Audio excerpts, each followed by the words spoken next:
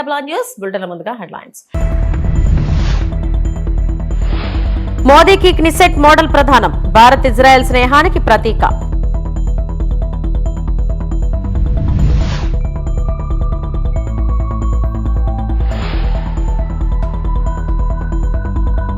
శాసనమండలిలో గందరగోళం, TDP YCP మధ్య మాటల యుద్ధం.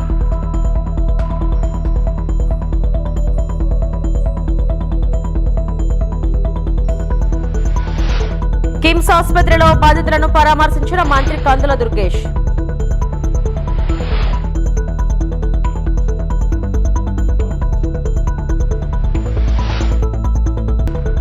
క్రీడలు, ఎన్సీసీ అభ్యర్థులకు రిజర్వేషన్ల పరిశీలనలో మంత్రి Ramprasad Reddy.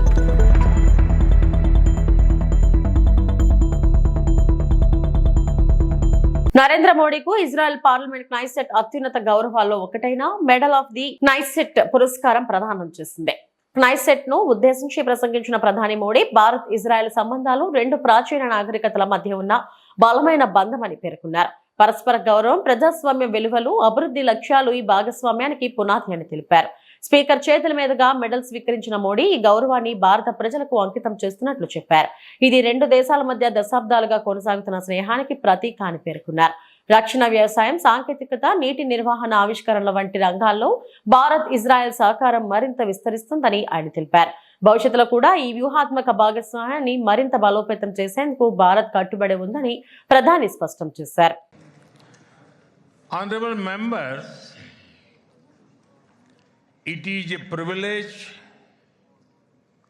and an honor for me to stand before this distinguished house. I do so as the Prime Minister of India and also as a representative of one ancient civilization addressing another. I bring with me the greetings of 1.4 billion Indians and a message of friendship, respect and partnership. I thank you, Mr. Speaker, for your kind invitation. Andhra Pradesh రాష్ట్ర శాసనమండలిలో తీవ్ర గందరగోళం కొనసాగుతుంది. సభ ప్రారంభమైన 5 నిమిషాలకు మళ్లీ వాయిదా పడింది. Rayalaseema lift irrigation పై Telangana CM Revanth Reddy మాటలకు సమాధానం చెప్పాలని వైసీపీ సభ్యుల నినాదాలు చేశారు. తమ సభ్యులు అడిగిన ప్రశ్నలకు సమాధానాలు పూర్తి కాకుండానే మరో ప్రశ్నకు వెళ్లడంపై మండలి విపక్ష నేత బొత్స సత్యనారాయణ తీవ్ర అభ్యంతరం వ్యక్తం చేశారు. సభ సాంప్రదాయాలు ఉంటాయి, ఒక ప్రశ్నకు సమాధానం పూర్తి కాకుండానే మరో ప్రశ్నకు వెళ్లడం సరికాదన్నారు. ఇరిగేషన్ మంత్రి ఉపన్యాసంతో మాకు అభ్యంతరం లేదు, ఆయన ఏదో చెప్పుకున్నారు. రేవంత్ రెడ్డి వాళ్ళ అసెంబ్లీలో మాట్లాడిన మాటలు కట్టుబడి ఉన్నారా లేదా అనే దానికి క్లారిటీ ఇవ్వాల్సిన అవసరం ఉందని బొత్స డిమాండ్ చేశారు. అక్కడ రేవంత్ రెడ్డి గారు శాసనసభలో చెప్పారంటే హరీష్ రావు సమాధానం చెప్పారు. హరీష్ రావు సమాధానం రేవంత్ రెడ్డి సమాధానం. రేవంత్ రెడ్డి అనేవాడు బాధ్యత గల వ్యక్తి, ఒక రాష్ట్ర ముఖ్యమంత్రి నేనే ఆపించాలని రాష్ట్ర ముఖ్యమంత్రి పేరు చెప్పినప్పుడు ఇక్కడున్న ముఖ్యమంత్రి ఇక్కడున్న మంత్రివర్గ సభ్యులు చెప్పాల్సిన బాధ్యత ఈ రాష్ట్ర ప్రజానికి ఈ జాతీయ ప్రభుత్వం ఉంది. దాన్ని విస్మరించి వాళ్ళ మీద రాజగోపాల్ చెప్తారంటే అధ్యక్ష, అంటే మీ ఉద్దేశం మీరు ద్వంద్వ వైఖరి ఈ రాజ్యం కూర్చి మీరు రావడం మీకు ఇష్టం లేదు, మీరు ఎడారిగా మాట్లాడలేదు మీ ఉద్దేశం. ఆ ముఖ్యమంత్రి వచ్చి డెలిబరేట్ గా చెప్తే కాదు, ఇది వాస్తవం కాదు, ఇది కాదు అని చెప్పి చెప్పడానికి ఏం చెప్పడం మీకున్న అధ్యక్ష, మీకున్న అల్సర్ అధ్యక్ష, మీకున్న ఏంటి అధ్యక్ష అర్థం అవ్వట్లేదు. ఎందుకు చెప్పట్లేదు?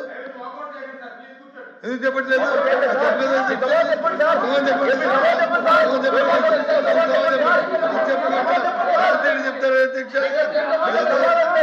సూటిగా సమాధానం చెప్పండి. ఎస్ సార్ నో, అంతే. Yes sir no.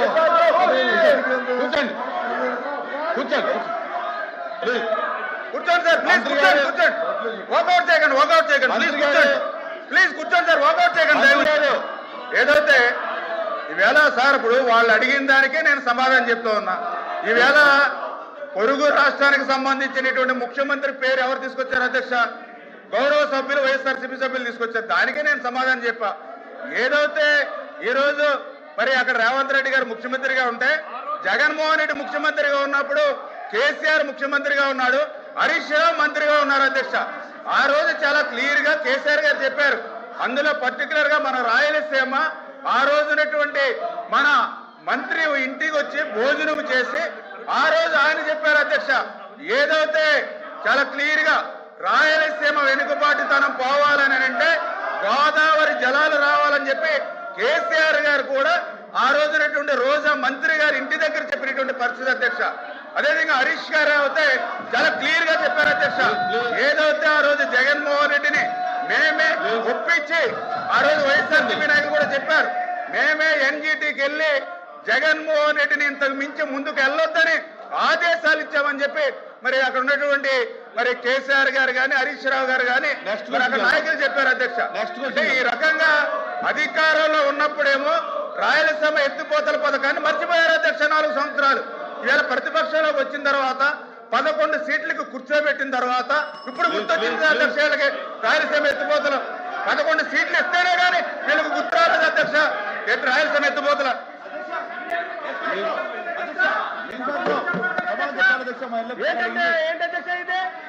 నెక్స్ట్ క్వశ్చన్కి వెళ్దాం.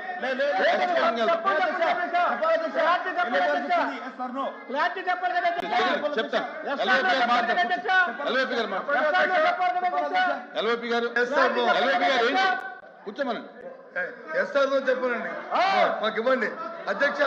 మేము సూటుగా అడుగుతున్నాం, రాయలసీమ ఏదైతే తెలంగాణ ముఖ్యమంత్రికి సభలో చెప్పాడో ఆ ముఖ్యమంత్రి మేము హరీష్ రావు చెప్పిన దానికి మేము ఖండిస్తున్నాం కాదని అంటున్నాం. మీరు కూడా అది చెప్పండి, ఆ మాటని మేము చెప్తున్నాం, ఖండిస్తున్నాం. ఆయన చెప్పింది రాజకీయ హక్కు కోసం చెప్పారు, అది వాస్తవం కూర్చోండి చెప్తున్నాం. మీరు చెప్పండి ఆ విషయం ఎందుకు చెప్పలేదు? అది కాదు, అది అధ్యక్ష చెప్పాలి అధ్యక్ష, రాజకీయ ఉపయోగం చెప్పడం కాదు, కాదు. రోజు అయిపోయింది, కూర్చో. నెక్స్ట్ క్వశ్చన్కి వెళ్దాం సార్. ఇంకా లేదు సార్. రాజమహేంద్రవరంలో కల్తీ పాల ఘటన కలకలం రేపింది. మొత్తం 15 మంది ప్రభావితంగా, ప్రస్తుతం 8 మంది పరిస్థితి విషమంగా ఉంది. బాధితులు వివిధ ఆసుపత్రుల్లో చికిత్స పొందుతున్నారు. ఒకే కుటుంబానికి చెందిన 4 ఈ ఘటన బారిన పడ్డారని అధికారులు తెలిపారు. ఈ ఘటనపై స్పందించిన మంత్రి కందుల దుర్గేష్ రాజమహేంద్రవరంలోని కిమ్స్ హాస్పిటల్ రాజమహేంద్రవరంను సందర్శించి బాధితులను పరామర్శించారు. బాధితుల భుజం తట్టి మనోధైర్యం కల్పిస్తూ ప్రభుత్వం అండగా ఉంటుందని హామీ ఇచ్చారు. ఈ ఘటనలో హృదయ విదారకమని పేర్కొన్నారు. ముఖ్యమంత్రి చంద్రబాబు నాయుడు అసెంబ్లీలో స్పందించి ప్రతి బాధిత కుటుంబానికి 10 లక్షల పరిహారం ప్రకటించారని మంత్రి తెలిపారు. మెరుగైన వైద్యం కోసం అయ్యే ప్రతి పైసా ప్రభుత్వమే భరిస్తుందని భరోసా ఇచ్చారు. రాజమండ్రి పరిసర ప్రాంతాల చరిత్రలో ఈ రకంగా పాలు కలుషితం అవడం వల్ల ఇంతమందికి ఇబ్బంది జరగడం అనేది మొట్టమొదటిసారి జరుగుతూ ఉంది. దీనికి ఆ పాలు సప్లై చేసినటువంటి వ్యక్తి కొన్ని జాగ్రత్తలు తీసుకుని ఉంటే ఈ ఇబ్బంది ఉండేది కాదనేటువంటిది ప్రాథమికంగా మనకు లభిస్తున్నటువంటి సమాచారం. ఇప్పుడే కిమ్స్లో 8 మంది ఉన్నారు, వారిని చూడడం జరిగింది. అందులో 4 వెంటిలేటర్ మీద ఉన్నారు. కొంతమందికి ఇప్పుడిప్పుడే యూరిన్ అవుట్పుట్ స్టార్ట్ అవుతుంది. అదొక గుడ్ సైన్గా డాక్టర్లు చెప్తా ఉన్నారు. యూరిన్ అవుట్పుట్ మొదలైతే కొంచెం మళ్ళీ ఇతర ఆర్గాన్లు కూడా బాగా పనిచేసి నెమ్మదిగా ఆరోగ్యం చేకూరే అవకాశం ఉందనేటువంటి మాట వారు చెప్తున్నారు. మేము భగవంతుడిని ప్రార్థిస్తున్నాం. తప్పనిసరిగా ఇప్పటి వరకు జరిగిన సంగతులు ఒక పక్కన బాధగా ఉన్నాయి కనుక కనీసం వీరైనా సరే ఆరోగ్యం చేకూర్చుకుని ప్రాణాలతో బయటపడాలనేటువంటి మాటని మనస్ఫూర్తిగా నమ్ముతూ దీనికి ప్రభుత్వం వెంటనే స్పందించింది. జిల్లా యంత్రాంగం, కలెక్టర్ గారు కానీ, మా డిఎంఎన్హెచ్ఓ కానీ వీరందరూ కూడా వెంటనే దీని మీద చర్యలు తీసుకుని ఎలా జరిగింది అనేటువంటి కోణంతో పాటు వీరికి వెంటనే చికిత్స అందించేటువంటి కారణాలను కూడా చూడడం జరిగింది. ఒకే కుటుంబంలో 4-5కి ఈ రకమైనటువంటి ఎఫెక్ట్ రావడం వల్ల ఇదేమన్నా ముందు ఏదైనా ఆ కుటుంబం మీద థ్రెట్ జరిగిందా అనేటువంటిది ఒక ఆలోచన. ప్రమాదం బారిన పడినటువంటి పెద్దలు 2 తల్లిదండ్రులు, పెద్ద వయసు వారు ఇబ్బంది పడుతున్న విధానం కానీ, ఒకే కుటుంబానికి చెందినటువంటి 4 ఈ ప్రమాద బారిన పడడం కానీ ఇవన్నీ చూస్తే చాలా హృదయ విదారకంగా ఉన్నాయి. ప్రభుత్వం తీసుకోవాల్సిన అన్ని చర్యలు తీసుకుంటా ఉంది. సంఘటన జరిగిన వెంటనే ముఖ్యమంత్రి గారు అసెంబ్లీ సాక్షిగా దీని మీద ప్రకటన చేయటం, అదేవిధంగా క్యాజువాలిటీస్కి 10 లక్షల రూపాయలు చొప్పున ఒక్కొక్కరికి ప్రకటించడం, దాంతోపాటు ఇప్పుడు ఎంత మంచి వైద్యం ఎక్కడ లభిస్తుంటే అక్కడ చేసుకోమని చెప్పి దానికి అయ్యే ప్రతి పైసా కూడా ప్రభుత్వమే చేపడుతుందనేటువంటి మాట చెప్పడం. ఉద్యోగ నియామకాల్లో క్రీడలు, ఎన్సీసీ అభ్యర్థులకు రిజర్వేషన్లపై ముఖ్యమంత్రి చంద్రబాబుతో చర్చించి నిర్ణయం తీసుకుంటామని మంత్రి మండపల్లి రాంప్రసాద్ రెడ్డి తెలిపారు. శాసనసభ ప్రశ్నోత్తరాల సమయంలో ఉద్యోగ నియామకాల్లో క్రీడాకారులకు రిజర్వేషన్లపై కన్నా లక్ష్మీనారాయణ అడిగిన ప్రశ్నకు మంత్రి సమాధానమిచ్చారు. అధ్యక్ష, పెద్దలు కన్నా లక్ష్మీనారాయణ గారు చెప్పినట్టు అధ్యక్ష, ఎవడైతే క్రీడాకారులు 5-6 గంటలు రోజు ప్రాక్టీస్ చేస్తారో అలాంటి వాళ్లకు ఏదైతే మనం దీంట్లో అవకాశాలు కల్పించాలో అది మా పరిగణలోకి తీసుకొని గౌరవ ముఖ్యమంత్రి గారితో చర్చించడం జరుగుతుంది అధ్యక్ష. అలాగే ముఖ్యంగా వారు అడిగిన ప్రశ్నలకు ఎన్సీసీ క్యాడెట్లు కాలేజీ సీట్లలో మాత్రమే రిజర్వేషన్ ఉంది అధ్యక్ష, ఉద్యోగ అవకాశాలు లేదు. మన ప్రభుత్వం ఏర్పాటైన తర్వాత 3% ఏదైతే క్రీడా కోటా ఇచ్చామో దాని ద్వారా మొట్టమొదటి డిఎస్సి మనం కండక్ట్ చేసిన దాంట్లో 16,347 పోస్టులకు 421 పోస్టులు క్రీడల్లో ఎవరైతే నైపుణ్యం చెందినారో వాళ్ళందరికీ జాబ్స్ రావడం జరిగింది అధ్యక్ష. అది కూడా రాత పరీక్షల్లో సంబంధం లేకుండా వారి యొక్క క్రీడా అర్హతను బట్టే ఈ అవకాశాలు కల్పించడం జరిగింది అధ్యక్ష.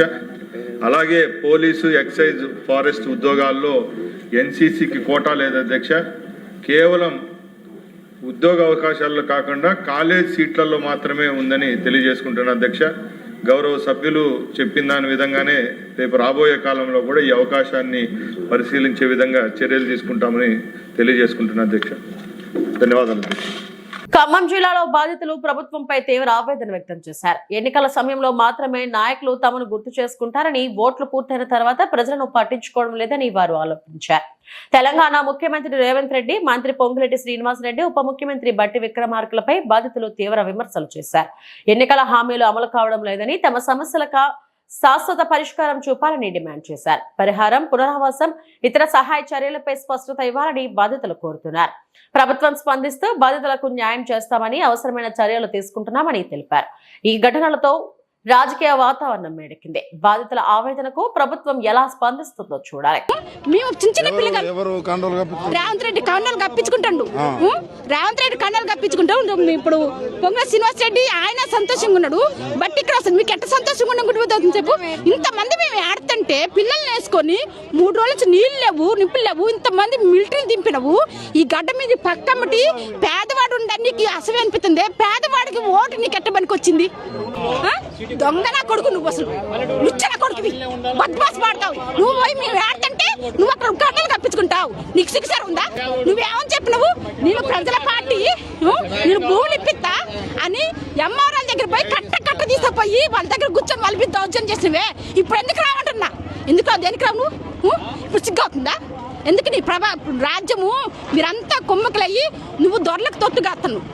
పేదలు ముగ్గురు మంత్రులు ఒక్కళ్ళు కూడా మీరు దొంగలు, లుచ్చన కొడుకులు. చెప్తానగా లుచ్చన కొడుకులు దొంగలు మీరు. మీరు ఎవరు ఈయన పేరేందో ఉండే పొంగులే శ్రీనివాస్ రెడ్డి, పొంగులే శ్రీనివాస్ రెడ్డి అని పొంగులేసిన కదా రావుంది. బట్టి ఇక్కడ పేరు పెట్టుకునే కనీసం పేర్లో నీతి ఉంది నీకు? అసలు పేరు పెట్టుకునే అర్థం నీకు లేదు. నువ్వు నా ముందుకు వచ్చి నేను అదే మాట అంటా. నువ్వు పేరు బట్టి విక్రమార్క ఎంత త్యాగం చేసిండు. ఆయన త్యాగం ఒక్కటన్ని కడుతుందా? ఇంతమంది ప్రజలు బట్టి విక్రమార్క అంటే రాజ్యాన్ని గెలుచుకొని వచ్చిడు. నువ్వేం చేసినావు? సిగ్గు చెరలేని మనిషి నువ్వు. అసలు నువ్వేం కార్యం చేసినావు? నీ పక్కన, నీ ఊరు పక్కన ఈ గడ్డ ఉంది. ఇంతమంది ప్రజల పిల్లలు అల్లాడతారు. నువ్వు పక్కన దాని గురించి చూస్తాను రాలే. నువ్వు సిగ్గు చెట్టు మందా సాలు. అసలు విశాఖపట్నంలోని ఆంధ్ర యూనివర్సిటీలో మత రాజకీయాలకు చోటు లేదని సిఐటియు విశాఖ జిల్లా ప్రధాన కార్యదర్శి ఆర్కేఎస్వి కుమార్ పేర్కొన్నారు. ప్రశాంత వాతావరణానికి భంగం కలిగేలా ఇటీవల విద్యార్థుల మధ్య ఘర్షణలు పెరుగుతున్నాయని ఆయన అన్నారు.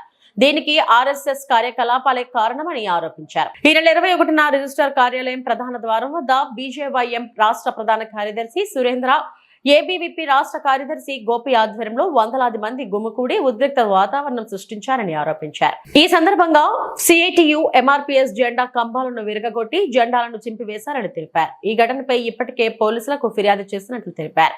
బాధ్యులపై కఠిన చర్యలు తీసుకోవాలని డిమాండ్ చేశారు. యూనివర్సిటీలో ప్రశాంత వాతావరణాన్ని కాపాడాలని, మత రాజకీయాలను ప్రోత్సహించే కార్యక్రమాలను తక్షణమే నిషేధించాలని సిఐటియు కోరింది. అనంతరం ఏయూ ఎంప్లాయీస్ యూనియన్ మాజీ అధ్యక్షుడు పీతల అప్పారావు సిఐటియు పతాకాన్ని ఎగరవేశారు. కార్యక్రమంలో యూనియన్ నాయకులు, పెన్షనర్ సంఘ ప్రతినిధులు పాల్గొన్నారు. అందరికీ నమస్కారం అండి. ఆంధ్ర యూనివర్సిటీలో గతంలో ఎప్పుడూ లేని విధంగా విద్యార్థుల మధ్యన ఘర్షణలు సృష్టించడం కోసం బీజేపీ పార్టీ, దాని అనుబంధంగా ఉన్నటువంటి ఆర్ఎస్ఎస్, ఏబీవీపీ తీవ్రంగా కుట్ర పన్నుతున్నాయి. ఆంధ్ర యూనివర్సిటీలో 17వ తారీఖు నాడు ఆర్ఎస్ఎస్ కార్యకలాపాలు నిర్వహిస్తుంటే లోపలుండే విద్యార్థులు ఇక్కడ మత రాజకీయాలు చేయడానికి వీల్లేదు అని చెప్పారని, వాళ్ళ మీద దాడి జరిగిందని యూనివర్సిటీ లోపల పరస్పరం ఒకరికొకరు కంప్లైంట్లు ఇచ్చుకొని ఆరోపణలు చేసి ఆందోళన చేశాయి. కానీ 21వ తారీఖు నాడు కొంతమంది అల్లరి మూకలు, ముఖ్యంగా సురేంద్ర బీజేవైఎం రాష్ట్ర ప్రధాన కార్యదర్శిగా ఉన్నాడు ఆయన, అలాగే ఏబీవీపీ రాష్ట్ర ప్రధాన కార్యదర్శి గోపి, వీళ్ళ ఇద్దరు ఆధ్వర్యంలో కొన్ని వందల మంది బయట వాళ్ళని గుమిగూడి యూనివర్సిటీ ప్రధాన ద్వారం దగ్గరికి వచ్చి రెచ్చిపోయి గుండాల్లాగా, రౌడీల్లాగా బిహేవ్ చేసి ఇక్కడ ఉన్నటువంటి జెండా పోల్స్ లోపల గొడవకి ఇక్కడ ఉన్న జెండా పోల్స్ కి సంబంధం ఏం లేదు. వాటన్నింటినీ విరిచేసి వాటి కింద జెండాలన్నీ తొలగించి ఇష్టం వచ్చినట్టు నోటికి పేలాపనలు పేలారు. కమ్యూనిస్టులు నాశనం చేస్తా ఉన్నారు, యూనియన్లు నాశనం చేస్తా ఉన్నారు, తరిమి కొడతా ఉన్నారు. ఇవన్నీ ఎందుకు చేస్తున్నారు మీరని అడుగుతున్నాం. మేము వీసీ గారికి ఒకటే అడుగుతున్నాం, అయ్యా గౌరవ వైస్ ఛాన్సలర్ గారు, యూనివర్సిటీలో ఆర్ఎస్ఎస్ కార్యకలాపాలు జరుపుకోవడానికి మీరు ఏమన్నా అనుమతి ఇచ్చారా? మీ అనుమతి లేకుండా ఎవరైనా ఇటువంటి కార్యక్రమాలు లోపల నిర్వహించుకోవచ్చా? మొన్న మా సిఐటి అఖిల భారత మహాసభలు జరిగాయి. మేము యూనివర్సిటీ గ్రౌండ్ కావాలని అప్లై చేసాం, మీకు ఇవ్వడం కుదరదు అని చెప్పేసి నిర్మోహమాటంగా చెప్పారు. మా బహిరంగ సభ తీసుకెళ్లి మున్సిపల్ స్టేడియంలో పెట్టుకున్నాం. ఒక ట్రేడ్ యూనియన్ ది, అటువంటిది ఒక రాజకీయ పార్టీ అనుబంధ సంఘంగా ఉన్నటువంటి ఆర్ఎస్ఎస్ ఈ రోజున మత కార్యకలాపాలను ఇక్కడ నిర్వహిస్తూ విన్యాసాలు చేస్తూ మత భావాలు రెచ్చగొడుతూ ఉంటే ఇది విశ్వవిద్యాలయాలు మీరు అనుమతి ఇచ్చారా? మీకు తెలిసి జరుగుతుందా? మీ అనుమతి లేకుండా జరుగుతుందా? అనుమతి లేకుండా జరిగితే దాన్ని నిషేధించండి, అటువంటి వారి మీద చర్యలు తీసుకోండి. అలాగే గౌరవ పోలీస్ స్టేషన్ లో కూడా సిపి గారికి, 3 టౌన్ సిఐ గారికి, ఏసీపీకి కూడా మేము కంప్లైంట్లు ఇచ్చాం. సిఐటియు అనేది గత అనేక సంవత్సరాలుగా యూనివర్సిటీలో ఉద్యోగులు ఎదుర్కొన్న సమస్యలు మీ పనిచేస్తుంది. ఆ పోల్స్ తొలగించే హక్కు మీకు ఎవరిచ్చారు అని చెప్పేసి ఆ పోల్స్ తొలగించిన వాళ్ళ మీద కఠినమైన చర్యలు తీసుకోవాలని చెప్పి మేము విన్నపించాం. ఆ రకంగా వాళ్ళ మీద చర్యలు తీసుకోకపోతే భవిష్యత్తులో మేము పెద్ద ఎత్తున ఉద్యమిస్తాం. యూనివర్సిటీలో భావాల మధ్య ఘర్షణ జరగాలి తప్ప వ్యక్తుల మధ్యన ఘర్షణ జరగకూడదు. ఇది సంఘర్షణ అనేది భావాల మధ్యన, ఆలోచనల మధ్యన, విధానాల మధ్య జరగాలి. అటువంటి వేదికగా యూనివర్సిటీ ఉండాలని చెప్పి మేర్కొంటున్నాం. కుల రాజకీయాలు, మత రాజకీయాలు, అసలు రాజకీయాలకి సంబంధం లేకుండా యూనివర్సిటీలో కార్యకలాపాలు నిర్వహించాలి. ఉద్యోగులు, విద్యార్థులు సమస్యల మీద పనిచేయాలి తప్ప ఇటువంటి రెచ్చగొట్టేటువంటి అంశాలు అనుమతించకూడదని చెప్పేసి కూడా మేము వైస్ ఛాన్సలర్ కి, అధికారులకి విజ్ఞప్తి చేస్తూ ఉన్నాం. మా జెండా పోల్ ఎక్కడైతే తొలగించారో దాన్ని యథాస్థానంలో మళ్ళీ జెండా ఎగరేసుకున్నాం. ఈ జెండా అనేది మా తాలూకా తల్లాంటిది. ఈ జెండా తీసినోడికి తగిన గుణపాఠం తెలియజేస్తాం అని చెప్పేసి కూడా ఈ సందర్భంగా తెలియజేస్తున్నాం. ఎట్టి పరిస్థితుల్లోనూ యూనివర్సిటీలో ప్రజాస్వామ్యయుతంగా కార్మికులు, విద్యార్థులు, ఉద్యోగులు ఎదుర్కొనే సమస్యల మీద సిఐటి కానీ ఇతర సంఘాలు కానీ పనిచేస్తాయి. ఆ రకంగా మా కృషి ఉంటుందని చెప్పి తెలియజేసుకుంటూ జెండా విరగొట్టిన వాళ్ళ మీద కఠినమైన చర్యలు తీసుకోవాలి. ఈ సురేంద్రకి ఇదే పని. గతంలో కూడా జగదాంబలో ఉన్నటువంటి మా సిఐటి ఆఫీస్ మీద ఈ రకంగా దాడి చేశాడు. అప్పుడు మా ఆఫీస్ మీద దాడి చేసి ఇప్పుడు కోర్టుల చుట్టూ తిరుగుతూ ఉన్నారు. వీరికి అటువంటి కార్యక్రమాలు చేస్తే బీజేపీ పార్టీలో ఎక్కువ పదవులు ఇస్తూ ఉంటారు, పెద్ద పోస్టులు ఇస్తూ ఉంటారు. ఆ పోస్టుల కోసం ఇలాంటి న్యూసెన్స్, ఇలాంటి అటువంటివి చేస్తూ ఉంటే సహించరు. ప్రజలందరూ గమనిస్తున్నారు. కాబట్టి మీరు ఇటువంటి రౌడీ మూకల్ని, అల్లరి మూకల్ని వేసుకొని ఇటువంటి ప్రజాస్వామ్య వాతావరణ భగ్నం కలిగిస్తే విశాఖపట్నం ప్రజలు క్షమించరు అని చెప్పి తెలియజేస్తా ఉన్నాం. విశాఖలోని శ్రీ వరాహలక్ష్మి నరసింహస్వామి దేవస్థానం సింహాచలంలో జరగనున్న చందనోత్సవం ఏర్పాట్లపై జిల్లా యంత్రాంగం సమీక్ష నిర్వహించింది. జిల్లా కలెక్టర్ హరేంద్ర ప్రసాద్, ఆలయ ఈవో జె వెంకట్రావుతో కలిసి కొండపై జరుగుతున్న అభివృద్ధి పనులు, క్యూ లైన్ల నిర్మాణాలను పరిశీలించారు. బార్గేడింగ్ తో సహా అన్ని సివిల్ పనులను మార్చి 31 పూర్తి చేయాలని ఆదేశించారు. సాధారణ భక్తులకు ప్రాధాన్యతనిస్తూ ఉదయం 3 గంటల నుంచి రాత్రి 10-11 గంటల వరకు దర్శనం కల్పించేలా ప్రణాళిక రూపొందిస్తున్నామన్నారు. విఐపి, వివిఐపి దర్శనాలకు ఉదయం 3 నుండి 5 గంటల వరకు ప్రత్యేక సమయాలు కేటాయించనున్నారు. 300, 1000 రూపాయలు, 1500 టికెట్లకు వేరువేరు క్యూ లైన్లు ఏర్పాటు చేసి రద్దీ నియంత్రణ చర్యలు చేపడుతున్నారు.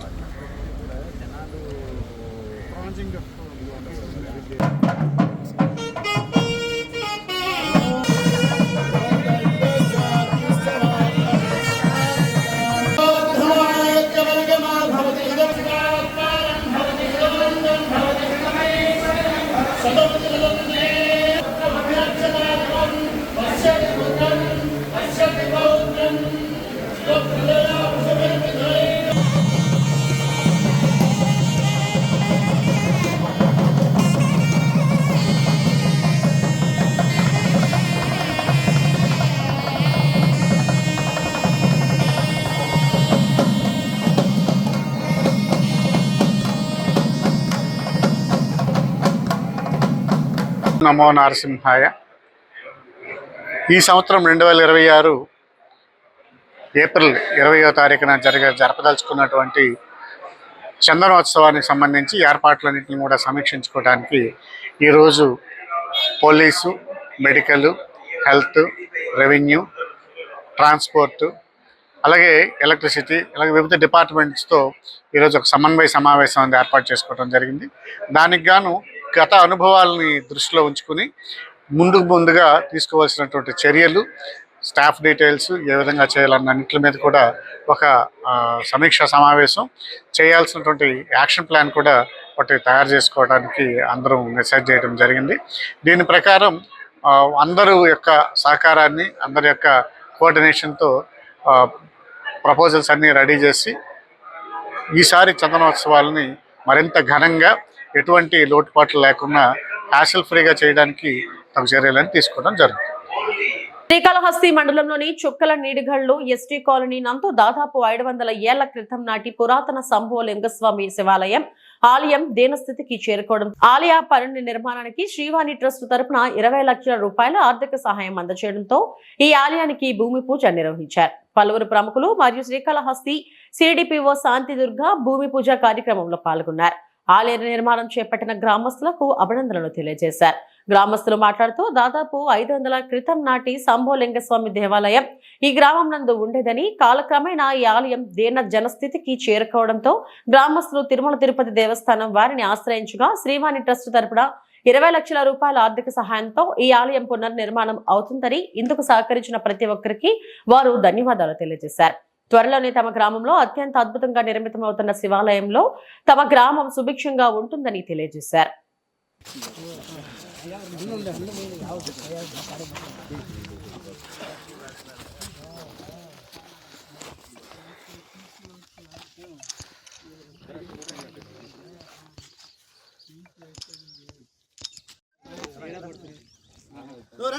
రండి దాంట్లో ఉండదు.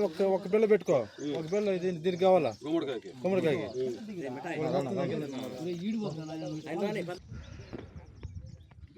ఓం నమః శివాయ.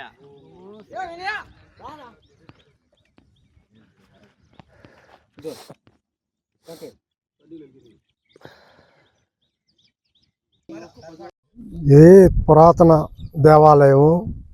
ఇక్కడ దూర్జటి మహాకవి డైలీ వచ్చి ఇక్కడ పూజ చేసుకొని స్వర్ణముఖి నదిలో స్నానం చేసి పోయే అతను. ఇక్కడ శివాలయము, నందీశ్వరుడు, పరిపాటమ్మ, సుబ్రహ్మణ్య స్వామి, ఈ దేవతలందరూ ఇక్కడ ప్రతిష్ఠించినారు. ఇప్పుడు పాడుపడిపోయింది కాబట్టి దీన్ని బాగా అభివృద్ధి చేయాలనే ఉద్దేశంతో దీన్ని డెవలప్ చేస్తున్నారు. దీనికి అందరూ సహకరించాల్సింది. ఎమ్మెల్యే గారు దీన్ని చొరవ తీసుకుని అభివృద్ధి తోడ్పడుతున్నారు చేయాలని సంకల్పంతో ఉన్నాడు.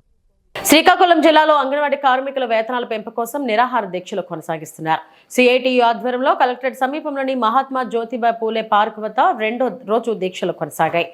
అంగన్వాడీలకు కనీస వేతనం 26,000 రూపాయలు ఇవ్వాలని, పీఎఫ్, ఈఎస్ఐ, పెన్షన్ వంటి సంక్షేమ పథకాలు అమలు చేయాలని నేతలు డిమాండ్ చేశారు. ఐసీడీఎస్ ప్రారంభించి 50 సంవత్సరాలు అయినప్పటికీ అంగన్వాడీలను కార్మికులుగా గుర్తించలేదని ఆవేదన వ్యక్తం చేశారు. గత 7 సంవత్సరాలుగా వేతనాలు పెరగలేదని, ధరలు భారీగా పెరిగినా ప్రభుత్వం స్పందించలేదని విమర్శించారు.